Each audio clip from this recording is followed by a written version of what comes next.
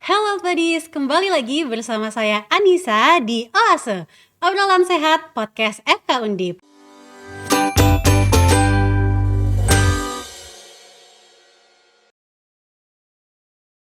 Nah Health Buddies, pada segmen kali ini kita akan membahas mengenai penyakit batu saluran kemih yang cukup sering terjadi di masyarakat, baik dari anak-anak, dewasa, juga hingga lansia. Nah, sebenarnya apa sih batu saluran kemih itu dan bagaimana ya penanganannya yang tepat jika seseorang sudah terdiagnosa batu saluran kemih?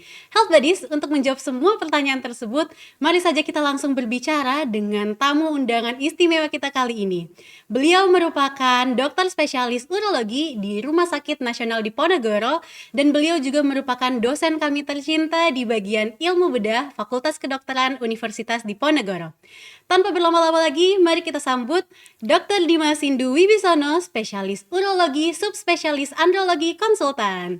Halo dokter, selamat Selamat pagi. pagi Mbak Apa Anissa. kabarnya nih dokter hari ini? Alhamdulillah baik, mudah-mudahan baik semua, sehat semua. Oke, sehat dok hari ini? Alhamdulillah sehat. Alhamdulillah. Nih dok, jadi sepertinya Health Buddy sudah tidak sabar ya dok untuk bertanya lebih dalam lagi mengenai apa sih batu saluran kemih Ya, itu. Jadi dok, pertanyaan yang pertama, mungkin kita masuk ke organnya terlebih dahulu ya dok. boleh. Saluran kemih, sebenarnya dok, saluran kemih itu apa sih dan apa sih perannya pada fungsi tubuh manusia dok? Oke, jadi secara garis besar saluran kemih ini termasuk organ penting ini dalam tubuh kita ya, karena fungsinya salah satunya adalah membuang racun dalam tubuh dan membuang kelebihan cairan ya. Jadi Oke. ini termasuk organ vital di tubuh manusia. Berkaitannya dengan topik kita pagi hari ini ya tentang batu saluran kemih, sebetulnya batu ini bisa terbentuk di Mhm. mana saja. Sebetulnya masyarakat awam ini lebih familiar dengan istilah batu ginjal ya. Kalau Oke. kalau batu ginjal ini memang letaknya ada di ginjal, sedangkan batu sendiri bisa terletak di mana saja di saluran kemih. Memang Oke. salah satunya ginjal ya. Bisa juga di ureter ataupun di Mhm. kandung kemih ya. Mhm. Jadi berbicara sedikit tentang batu ini memang ternyata sudah mengikuti sejak peradaban manusia dari awal ya, ditandai dengan ditemukannya adanya batu di mumi di Mhm. Mesir kuno. Kalau nggak salah itu sekitar usianya 4.000 tahun sebelum Masehi. Jadi memang sudah lama sekali ya. Dari penelitian ternyata setelah dilakukan CT scan ya pada mumi tersebut didapatkan batu. Nah, ini ada yang bilang batunya di ginjal, ada yang bilang di kandung kemih, ya dimanapun letaknya, tetapi itu membuktikan bahwa penyakit batu saluran kemih ini sudah ada ya sejak awal peradaban Oke. manusia sampai sekarang memang. Oke, berarti itu sudah penyakit yang dari lama ya Sudah dokter? lama sekali ini Heeh. penyakitnya, betul Mbak Anissa. Oke dokter, selanjutnya sesuai namanya dan menanggapi pernyataan dokter sebelumnya, batu saluran kemih yang artinya ada batu di saluran kemih Betul, manusia ya dok? betul. Nah pertanyaannya dok, apa sih penyebab kenapa bisa ada batu di saluran kemih manusia dan apakah penyebabnya antara anak-anak, dewasa dan juga lansia itu sama dok? Oke, jadi kalau secara teori itu ada beberapa pendapat ya. Sebetulnya untuk terjadinya batu sendiri itu memerlukan suatu proses yang cukup kompleks. Jadi Kompleks. tidak semerta-merta tiba-tiba jadi batu dengan Mhm. mudahnya gitu enggak. Karena tubuh manusia itu sendiri sebetulnya diciptakan sama Allah itu sangat sempurna. Mhm. Sebetulnya kalau terjadi batu itu ya sebagian besar kesalahan kita sendiri ya, karena Oke. memang pola hidup kita yang kurang sehat ya, saya Mhm. bilang begitu, mohon maaf. Karena memang nyatanya kalau kita itu bisa berpola hidup sehat, itu insya Allah batu saluran kemih ini bisa dihindari. Memang betul ada faktor genetik atau keturunan ya yang mempengaruhi, cuman kalau tidak ada pemicunya ya insya Allah tidak jadi batu juga Mbak Anissa. Mhm. Jadi kalau kita itu menyuplai bahan pembentuk batunya secara berlebihan, otomatis dia akan muncul batu saluran kemih ya. Jadi memang sesuatu yang berlebihan itu tidak baik ya. Berikutnya adalah dari makanan. Nah, ini yang memang menjadi suatu problematika ya di Indonesia ya, di mana ternyata salah satunya adalah rekurensi atau kekambuhan batu saluran kemih ini cukup tinggi Mhm. karena intake dari makanan yang sering dikonsumsi sama masyarakat kita. Nah, ini saya bilang begitu karena ternyata dari pengalaman saya ya dan literatur yang ada di Indonesia itu batu asam urat ini memang angka kekambuhannya cukup tinggi dan cukup cepat. Bahkan ada pasien saya yang baru 1 bulan itu sudah kambuh. Jadi kambuhnya itu bukan di sisi yang sama, jadi sisi yang sebelumnya tidak ada, sebulan kemudian di sisi berikutnya Hmm. muncul batu. Jadi ini tidak bisa dibantah lagi ya, karena bisa jadi, oh mungkin operasi yang sebelumnya ndak bersih atau batu yang sebelumnya belum keluar, enggak. Ini sebelumnya sebulan yang lalu tidak ada batu, setelah sebulan berikutnya muncul batunya. Artinya ini memang, batu yang baru terbentuk begitu. Nah, secara umum itu penyebab batu asam urat yang paling sering adalah konsumsi kacang-kacangan. Termasuk, menu favorit masyarakat Indonesia nih, Mhm. tahu dan tempe. Nah, ini memang agak sulit ya Mbak Anissa ya. Jadi untuk, menghindari atau, eee, membatasi ya konsumsi tahu tempe ini memang, sulit karena memang menjadi menu harian ya di Iya, masyarakat Indonesia ya. betul. Begitu Mbak Anissa. Oke dokter. Selanjutnya nih dokter, pertanyaannya menanggapi pertanyaan sebelumnya tadi sudah sedikit dokter bahas. Sebenarnya penyakit batu saluran kemih itu genetik atau penyakit turunan dok? Karena di Ya, masyarakat ini masih sering agak bingung nih dokter. betul. Jadi, faktor genetik ini maksudnya bisa diturunkan Mhm. ke, anak cucunya. Jadi nggak Oke. mesti harus anaknya ya, bisa Oh. cucunya, bisa cicitnya, begitu. Jadi artinya kalau memang punya faktor genetik tertentu yang memungkinkan timbulnya suatu batu saluran kemih, itu resiko pasien ini untuk terjadi batu di saluran kemih lebih besar daripada pasien yang tidak punya, faktor keturunan. Mhm. Apakah pasti terbentuk? Belum tentu juga. Jadi menurut penelitian itu memang yang paling sering diturunkan adalah batu yang komposisi, apa namanya, komposisi, utamanya adalah kalsium. Kalsium. Ya, ini yang batu yang cenderungnya keras memang. Tetapi apakah pasti terbentuk batu? Ya memang belum tentu. Kalau Hmm. memang kita tidak mensuplai bahan pembentuknya, ya insya Allah tidak jadi batu. Oke, jadi Gitu. harus ada pendorongnya yang mungkin gaya hidup tadi ya dok. Kalau Betul gaya hidupnya sekali. udah buruk, akan makin lebih buruk Betul juga gitu sekali, ya betul dok. sekali. Nah dokter, untuk pertanyaan selanjutnya, tanda dan gejala apa aja sih dok yang dialami seseorang kalau mereka itu terdiagnosa batu saluran kemih? Oke, jadi batu ini bisa ada gejala, bisa tanpa gejala. Mhm. Jadi, cukup banyak pasien yang datang itu setelah medical check up. Medical check up ternyata setelah dicek, "Loh, kok di dalam ginjal saya ada batu yang cukup besar nih?" Oh. Itu, cukup sering terjadi ya, karena kalau batu ini tidak menyebabkan komplikasi, misalnya ada infeksi atau ada sumbatan, itu biasanya dia tidak menimbulkan keluhan. Kalau secara medis namanya silent stone. Jadi dia Oke, diam-diam aja silence. nih di situ. Tiba-tiba ketahuan sudah cukup besar. Mhm. Nah, biasanya ketahuannya ini juga tidak sengaja ya dari medical check up atau pasien ini ada gejala di, organ lain yang, menyebabkan pasien ini, periksa radiologi bisa dengan ronsen atau USG. Tiba-tiba, sudah besar aja nih batunya nih. Nah, makanya ini yang harus kita waspadai ya. Misalnya memang, ada keluhan, apa namanya, seperti, nyeri di daerah pinggang ya utamanya ya. Bisa kanan, bisa kiri karena ginjal kita itu ada 2, kanan dan kiri. Itu lebih baik memang, kita periksakan. Periksakan itu apakah pasti jadi batu? Belum tentu. Jadi lebih baik kan kita tahu dari awal ini ada problem apa, sehingga lebih mudah untuk ditanganinya daripada nanti sudah muncul komplikasi yang mungkin akan lebih ribet untuk menanganinya, begitu Mbak Mhm. Anissa. Oke dokter. Tadi nih dok kan, batu saluran kemih itu bisa ada tandanya di manusia dan juga Betul bisa tidak ada tandanya betul, ya dok. Nah pertanyaan saya dok, selanjutnya gimana sih, kapan waktu yang tepat mhm, untuk kita memeriksakan diri ke dokter atau ke fasilitas kesehatan dok? iya. Oke, jadi memang kalau disaran masyarakat zaman sekarang itu sudah cukup aware ya, banyak Mhm. sekali yang sudah mencoba mencari literasi di internet ya, sekarang Hmm, kan mudah sekali ya, betul.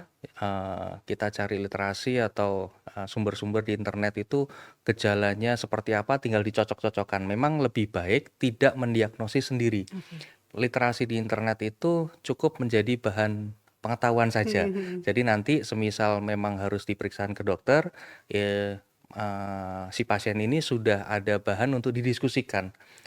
Banyaknya sih dokter Oh. lebih suka ya karena Mhm. pasien ini sudah tahu, literasinya, jadi diskusinya bisa lebih mudah buat Mudah. dokternya, sebetulnya begitu.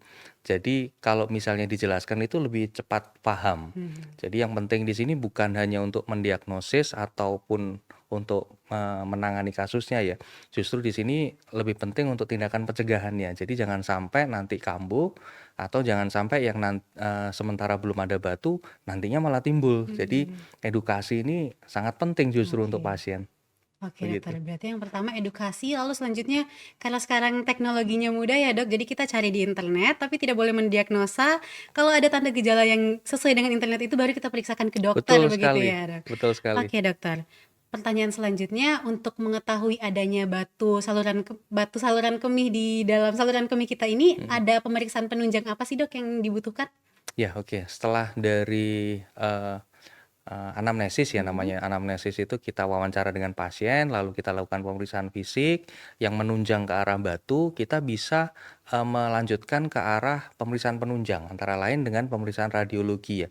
Yang paling simpel tanpa adanya radiasi adalah ultrasonografi atau USG, Wes. USG di perutnya. Jadi nanti, ini kita bisa menilai kira-kira memang ada problem atau tidak, di saluran kencing pasien ini ya. Terlebihnya adalah batu saluran kemih ya. Semisal nanti ada, indikasi ke arah, batu saluran kemih, nanti bisa kita lanjutkan ke pemeriksaan yang lebih advance ya. Misalnya, yang menjadi gold standard untuk pemeriksaan batu adalah CT scan abdomen tanpa kontras atau polos. Dari situ kita bisa menjelaskan ke pasien kira-kira ini, pasien ini, ada sakit apa dan kira-kira akan dilakukan tindakan apa, begitu Oh, Mbak Nisa. oke baik dokter. Selanjutnya dokter, jika seseorang itu ternyata sudah terdiagnosa mengalami batu saluran kemih, tindakan yang paling tepat dilakukan itu apa sih dok? Apakah harus melakukan tindakan operasi atau bisa sembuh hanya dengan mengonsumsi obat-obatan dok? Oke, jadi jangan takut untuk berkonsultasi ke dokter kan, intinya begitu ya. Jadi apalagi ini dokternya adalah dokter bedah. Bayangannya orang kan dulu untuk konsultasi ke dokter bedah, wah nanti saya dioperasi, perut saya dibuka, Betul. diobok-obok perutnya lalu Betul. dijahit lagi. Nah, ini tidak perlu khawatir karena kita sekarang cukup banyak modalitas yang memudahkan baik operator maupun pasien ya. Banyak sekali modalitas yang bisa kita terapkan sehingga morbiditas atau, apa namanya, trauma untuk pasien ini sangat minimal. Belum tentu harus operasi juga kok. Bisa jadi dengan, perubahan gaya hidup saja. Mhm. Misalnya ada batu yang kecil ya, ukurannya kurang dari 5 mili semisal. Kita bisa coba untuk, forced diuresis ya. Forced diuresis ini artinya, kita, bahasa Jawanya tuh menggelontor Oke. batu lah, menggelontor. Jadi kita, edukasi pasien untuk konsumsi cairan yang cukup atau sedikit lebih ya, sehingga, ada cukup air untuk, mengeluarkan si batu ini. Tapi ya ada syaratnya, ukuran batu tidak boleh lebih dari 5 mili atau tidak terlalu besar dan tidak ada infeksi di sini. Mhm. Dan tidak ada gangguan fungsi ginjal. Kalau ada Oke. gangguan fungsi ginjal memang sebaiknya harus segera dilakukan, tindakan. Karena semakin lama dibiarkan, batu yang penyumbat itu akan menyebabkan gangguan fungsi ginjal yang tambah berat. Pada akhirnya adalah harus cuci darah. Nah, ini kan cuci darah ini satu pokok pokok yang penting juga nih buat Betul. pasien ya, karena ini, ngeri sekali kalau pasien sudah cuci darah kan gambarannya masyarakat kan begitu ya, banyak Betul. sekali, pemahaman yang kurang tepat ya antara, pasien dengan cuci darah ini. Takutnya, "Oh nanti setelah cuci darah akan cuci darah terus."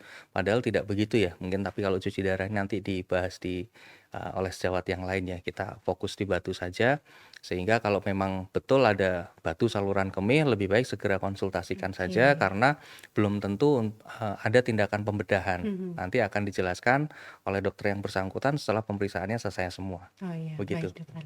Oke dokter, jadi tadi yang pertama yang penting ubah pola hidup dulu ya dok Pasti menjadi lebih sehat. pasti. Tapi kan dok tadi seperti yang dokter bilang kalau semisal sudah tidak sesuai ukuran yang normalnya perlu dilakukan tindakan pembedahan ya dok. Nah dok, tapi di masyarakat itu kan cukup cukup menganggap kalau pembedahan itu hal yang menyeramkan ya dok. Nah dok sebenarnya apakah ada tindakan operasi yang minim resiko tapi eh, kemungkinan berhasilnya itu tinggi dok? Oke. Jadi seiring dengan perkembangan zaman itu memang cukup banyak alat canggih yang, diciptakan ya untuk membantu, penata laksanaan batu di saluran kemih. Yang paling tidak invasif adalah ESWL namanya. ESWL ini dengan gelombang getaran yang difokuskan sehingga difokuskan ke arah batu ya terutama sehingga dapat memecah batu. Tetapi itu juga ada syaratnya. Tidak semua batu bisa dikerjakan ESWL. Jadi ada syarat-syarat tertentu yang harus dipenuhi. Kedua adalah minimal invasive surgery. Jadi minimal invasif ini trauma untuk pasiennya tidak terlalu besar. Ada yang tidak ada lukanya sama sekali, ada yang lukanya hanya kecil, mungkin maksimal 1 atau 1,5 senti saja. Kalau semisal modalitas itu semua tidak bisa, baru dilakukan pembedahan terbuka. Jadi sebetulnya pembedahan terbuka itu pilihan terakhir, di mana modalitas yang lain sudah tidak mampu untuk dikerjakan untuk menangani masalah pasiennya. Gitu.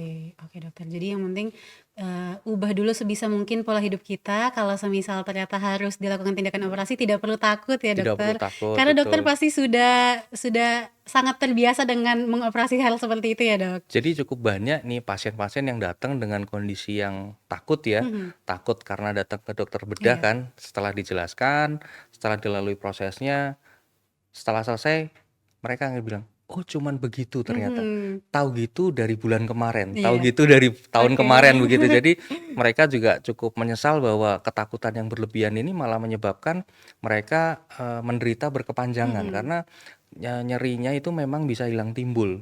Nah, itu yang dikhawatirkan adalah kolik ya. iya. Kolik itu adalah nyeri yang hilang timbul tapi sifatnya sangat tajam dan mendadak sehingga bisa berbahaya ya untuk pasien maupun untuk masyarakat sekitar. Misal lagi ngendarai kendaraan Mhm, begitu, tiba-tiba kolik, itu bisa nabrak kemana-mana, jadi sangat berbahaya iya. gitu Mbak Anissa. Oke, jadi kalau semisal ternyata hasil konsultasinya mengharuskan adanya pembedahan, segera dilakukan ya dok? Karena kalau semisal tidak dilakukan malah merambat ke yang lain Betul, ya dok? komplikasi yang muncul bisa sangat membahayakan nyawa Mhm. pasien itu sendiri. Oke dokter. Selanjutnya dok, apa aja sih bahaya yang bisa muncul jika batu saluran kemih ini tidak ditangani secara tepat dok? Oke, jadi komplikasinya cukup banyak ya dari yang ringan sampai yang mengancam nyawa. Jadi yang ringan itu seperti infeksi. Infeksi dari yang ringan sampai yang infeksi yang berat ya. Mhm. Kedua adalah penurunan fungsi ginjal. Jadi penurunan fungsi ginjal ini yang dikhawatirkan eh, kelainan yang terjadi itu sifatnya irreversible, artinya tidak bisa kembali normal kembali. Paling jelek adalah gagal ginjal. Mhm. Gagal ginjal ya mau tidak mau nanti harus cuci darah. Cuci darah atau sekarang yang sudah dikembangkan ya di Indonesia, di Semarang juga sudah banyak sekali mengerjakan adalah transplantasi ginjal. Jadi jangan sampai nanti ginjal kita ini dua-duanya rusak. Mhm. Jadi sebetulnya kalau ginjal itu rusak hanya salah satu saja, itu insya Allah pasien ini masih bisa hidup normal seperti biasa. Mhm.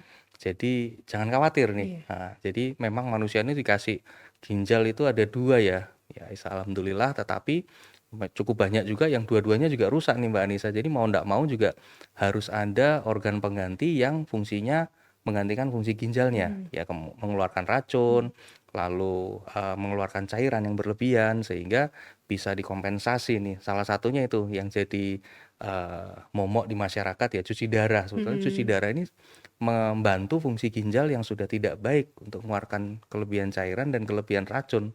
Sebetulnya begitu, cuman karena sudah banyak pemahaman yang keliru sehingga masyarakat takut dengan cuci darah ini.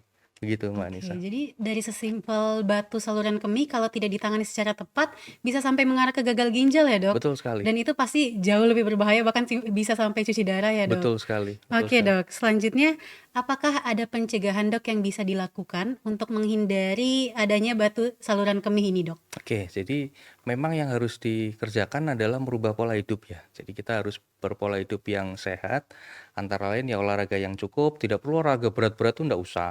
Jadi olahraga yang cukup-cukup saja. Lalu ini yang tidak kalah penting adalah konsumsi cairan. Ini Oke. banyak sekali edukasi yang kurang tepat ya di masyarakat, di mana pada umumnya masyarakat ini mengira konsumsi cairan yang normal adalah 2 liter per hari. Mhm. Padahal ini seharusnya disesuaikan dengan berat badan sebetulnya ya.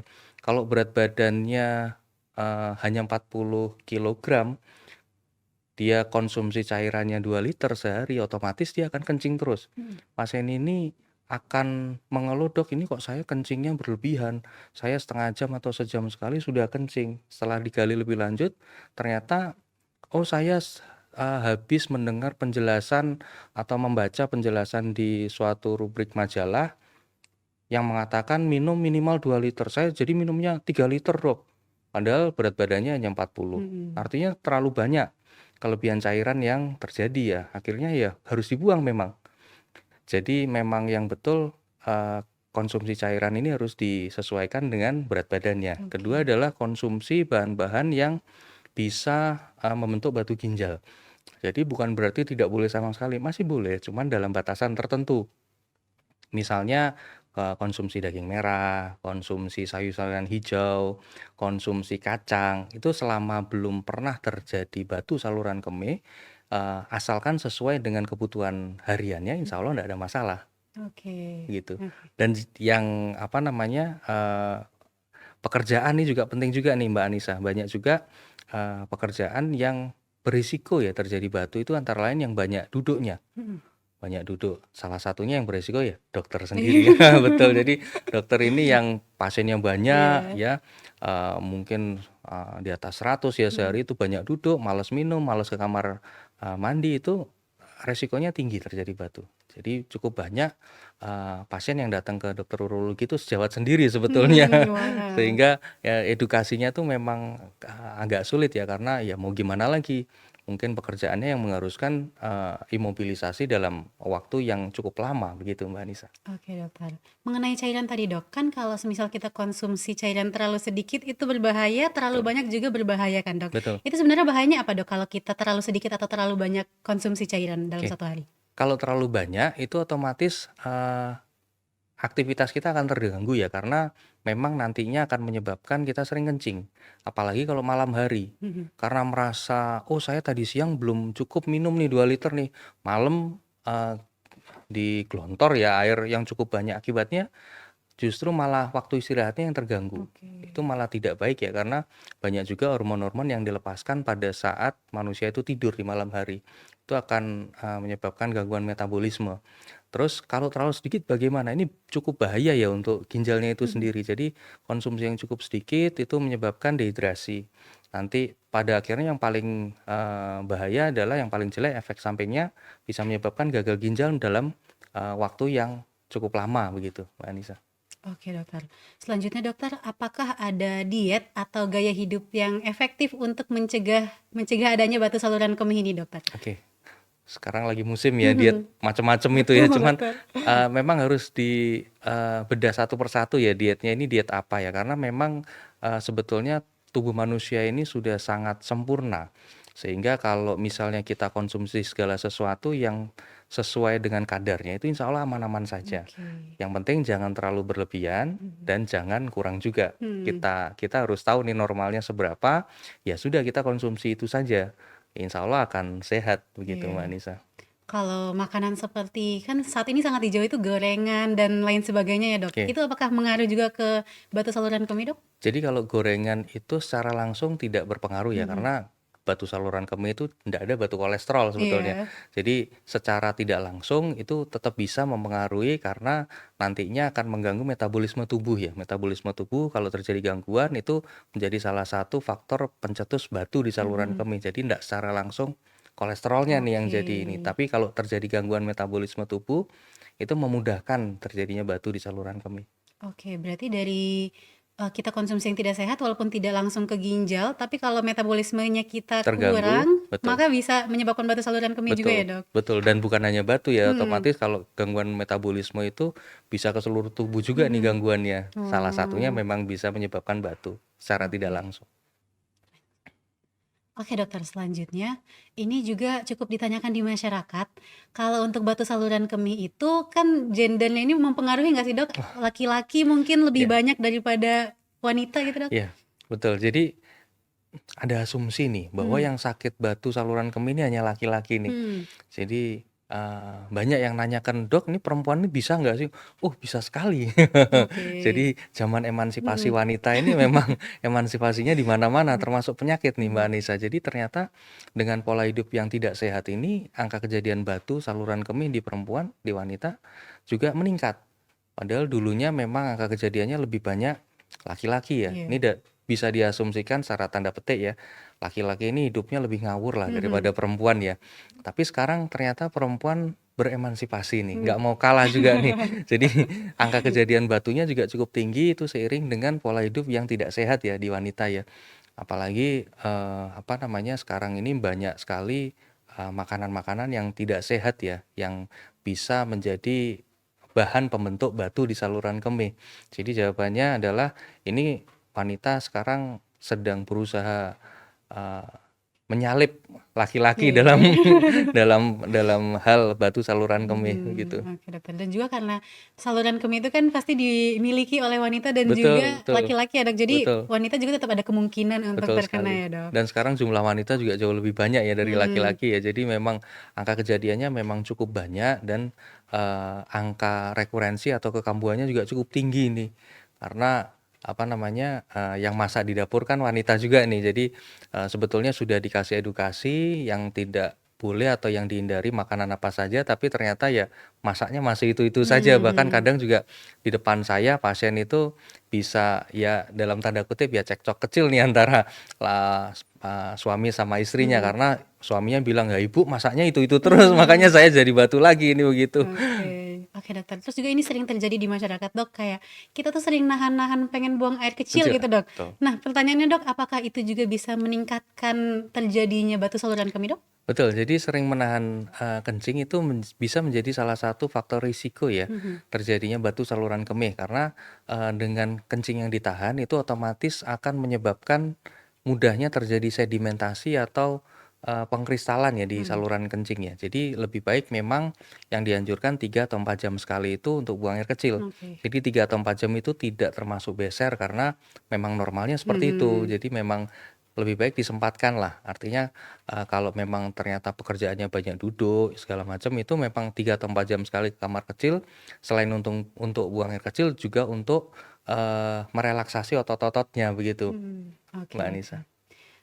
Untuk aktivitas dan kegiatannya nih Dok, apakah ada seseorang yang lebih beresiko mengalami batu saluran kemih Dok? Semisal, olahragawan itu kan kerjaannya terlalu berat ya Dok, itu bagaimana dokter? Jadi begini, kalau, masalah pekerjaan yang lebih berisiko adalah yang tidak banyak aktivitas ya, yang Mhm. banyak duduk seperti saya jelaskan tadi salah satunya dokter ya, itu memang lebih berisiko terjadinya sedimentasi karena memang, lebih mudah, eee, aliran kencingnya itu tidak lancar begitu, Mhm. dibandingkan dengan olahragawan ya. Olahragawan sendiri apakah pasti bebas dari batu saluran kencing? Belum tentu juga. Mhm. Olahragawan yang memang dia aktivitasnya berat, banyak berkeringat, tetapi konsumsi cairannya kurang, di mana dia memang terjadi dehidrasi ya, tetap berisiko terjadi batu saluran kencing. Apalagi ditambah dengan, pola makan yang tidak baik nih. Olahraganya memang bagus, seperti banyak ya, sekarang ada grup lari, grup Mhm. sepeda, itu ternyata, setelah selesai sepedaan atau setelah selesai lari, ya nongkrongnya di kafe-kafe dengan Mhm. makanan yang tidak sehat juga. Oke. Jadi sepertinya untuk mengimbangi Iya justru, jadi iya. bukan untuk apa, badannya sehat, enggak. Jadi biar biar saya bisa makan yang tidak sehat, saya harus olahraga Olahraga, begitu. betul betul betul. Oke dokter, selanjutnya, kan angka kejadian stres di dunia ini kan semakin tinggi ya Dok. Nah pertanyaannya Dok, apakah ada hubungan antara stres dan juga terjadinya batu saluran kemih Dok? Ya, ini cukup banyak penelitiannya ya untuk, tingkat stres dengan batu saluran kemih ini, memang, berkorelasi positif. Artinya memang kalau tingkat stresnya itu cukup tinggi, Mhm. ternyata angka kejadian batunya juga meningkat. Nah ini, secara, teoritis ya, itu bisa terjadi melalui beberapa mekanisme memang. Mhm. Jadi antara lain kalau stres itu terjadi gangguan metabolisme, sehingga memudahkan terjadi batu. Juga kalau orang stres itu males untuk makan minum kan ada yang Oke, begitu ya, betul. otomatis dehidrasi ya, mudah terjadi sedimentasi di saluran kencingnya sehingga terjadi batu juga. Nah, terus, pola makan dan minumnya pasti ya juga tidak baik ya, Mhm. jadi makanan yang dikonsumsi juga semaunya dia sendiri, jadi dia juga tidak akan mikir, "Oh saya kalau makan ini berlebihan akan jadi batu," ndak. Orang stres tuh apa aja ya Iya. dimakan begitu kan. Jadi memang orang stres ini, akan meningkatkan risiko terjadinya batu di saluran kemih. Oke, jadi stres itu ternyata Besar iya besar banget ya, besar. bahkan bisa Heeh. sampai mengarah ke batu saluran kemih ya, Betul, Dok? Mbak Anissa sebagai, mahasiswa FK bagaimana? Waduh, Dok, Stresnya nggak jangan stres kan ditanya. ya? Mungkin kita bahas di yang Oh gitu nanti ya? aja ya, Dok, di belakang kamera Karena mungkin. FK kan cukup favorit ya, Iya. padahal tingkat stresnya ya rendah sekali ya? Iya. Iya, Enggak ya? betul banget. Sangat rendah tingkat stresnya dia, Kak. Terus dokter, pertanyaan selanjutnya, kan nyeri itu sering terjadi.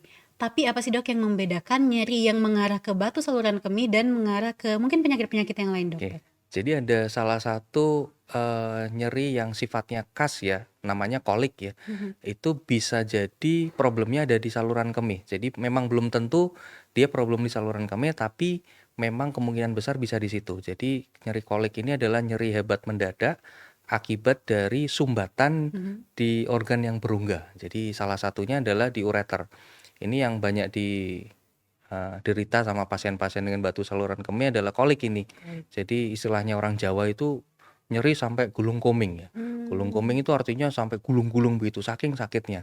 Jadi sifatnya karena mendadak ini sangat berbahaya. Sehingga pada saat terjadi ini lebih baik memang pasien ini segera dibawa ke IGD ya, karena untuk dapat penanganan lebih lanjut berupa obat-obatan anti nyeri yang sifatnya untuk pain relief secara segera. Begitu Mbak Anissa. Oke, dokter. Berarti kalau semisal sudah sampai yang sakitnya tuh guling-guling gitu, itu bisa langsung segera periksa aja ya, Dok? Harus segera ke UGD. Jadi Oke. nggak perlu tunggu lama, tetapi langsung dibawa ke Gini. instalasi gawat darurat. Oke, dokter.